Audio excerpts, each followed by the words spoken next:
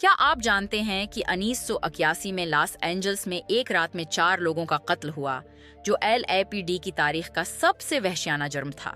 ये कहानी शुरू होती है जॉन होम्स से, एक मशहूर पूर्ण सटार जो मंशियात का शदीद आदी था। होम्स का ईडी नेश नामी मंशियात फरोश पर लाखों डॉलर का कर्ज था।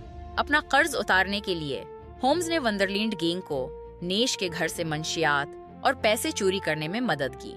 नेश को जब पता चला तो उसने होम्स को मजबूर किया कि वो चोरों की शनाख्त करे। फिर नेश ने अपने आदमियों को 8730 वंडरलैंड एवेन्यू भेजा।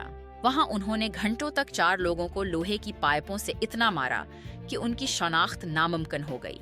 दहाइयों बाद नेश को सजा मिली और ये केस हॉलीवुड मनशियात और मुनज़्ज़म जराइम के खतरनाक रिश्ते को बेनकाब कर गया।